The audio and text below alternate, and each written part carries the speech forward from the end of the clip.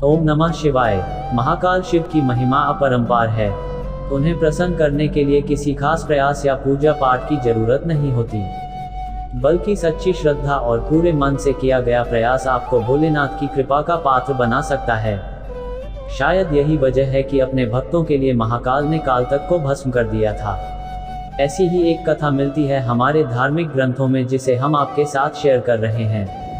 मान्यता है कि भक्तों का चरित्र पढ़ने और सुनने से भोलेनाथ की असीम कृपा और पुण्य की प्राप्ति होती है। तो आइए सुनते हैं ये कथा और शिव में विलीन हो जाते हैं। भक्त के प्रति महाकाल की अगाध आस्था की जिस कहानी का हम जिक्र कर रहे हैं, वह स्वयं भगवान कार्तिकेय ने संतों को सुनाई थी। इसके अनुसार राजा श्वेतकेतु, जो कि भोलेनाथ के परम भक्त थे, उन्होंने काल को भी जीत लिया था। राजा श्वेतकेतु सदाचारी, सत्यवादी, धर्म के मार्ग पर चलने वाले शूरवीर और प्रजापालक थे। वह अत्यंत ही निष्ठा और प्रेम भाव से प्रजा का पालन और अगाध आस्था और श्रद्धा भाव से शिव भक्ति करते थे। उनके इस भक्ति भाव से महाकाल अत्यंत प्रसन्न थे।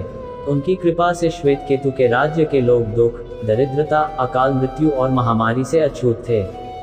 एक दिन जब राजा श्वेतकेतु का जीवन काल समाप्त होने को था और वह भोलेनाथ की आराधना में लीन थे, तब चित्रगुप्त ने यमराज से कहा कि राजा श्वेतकेतु की आयु अब पूरी हो चुकी है, अब उनके प्राण हरने का समय है।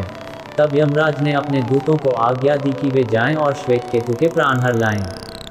यमदूत राजा श्वेतकेतु के पास पहुंचे तो वह शिव मंदिर में थे। दूत बाहर ही खड़े हो गए। श्वेतकेतु गहरे ध्यान में थे। बहुत देर हो गई, न श्वेतकेतु का ध्यान टूटा न ये दूत हिले।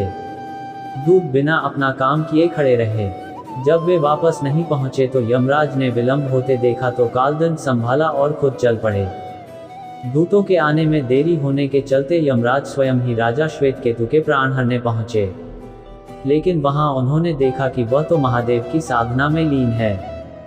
अब तो वह सोच में पड़ गए कि इसके प्राण कैसे हरें। उन्होंने सोचा कि यह अभी पूरी तरह शिव पूजा में डूबा है। इस स्थिति में शिव पूजा का उल्लंघन नहीं किया जा सकता।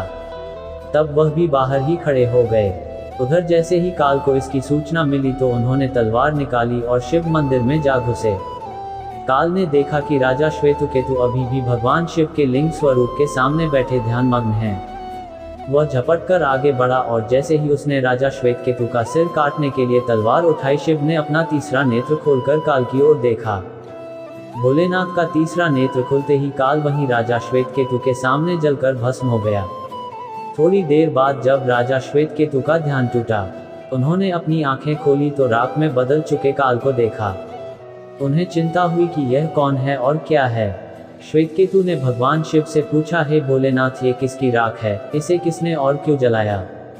तब भोलेनाथ ने बताया कि यह काल था जो कि तुम्हारे प्राण हरने आया था। राजा श्वेतकेतु ने कहा कि हे महाकाल, ये तो आपकी ही आज्ञा से तीनों लोक में विचरता है, लोक को नियंत्रण में रखता है। इसी के भय से तो लोग पुण्य कार्य करते हैं।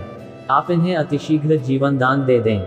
शिव जी की कृपा से काल जी उठा और उसने उठते ही श्वेतकेतु को अपने गले से लगाकर बोला, राजा, तुम जैसा तो तीनों लोकों में कोई नहीं है। तुमने तो अजेय काल को भी जीत लिया। जीवन दान पाकर काल और यमराज ने कहा कि ऐसे जातक जो शिव जी के परम भक्त हैं, सच्चे मन और पूरी श्रद्धा से महाकाल की पूजा में लीन रहते हैं, सिर पर जटा और गले में रुद्राक्ष पहनते हैं, विभूति का त्रिपुंड ललाट पर लगाते और पंचाक्षर मंत्र का जप करते हैं, उन्हें कभी भी अकाल मृत्यु का ग्रास नहीं बनना पड़ेगा। कथा के अनुसार इस आशीर्वाद के बाद श्वेतकेतु ने लंबे समय तक राज किया और फिर महाकाल की कृपा पाकर उनमें ही विलीन हो गए। ओम नमः शिवाय। हर हर महादेव। जय भोलेनाथ। जय शिव शंभु।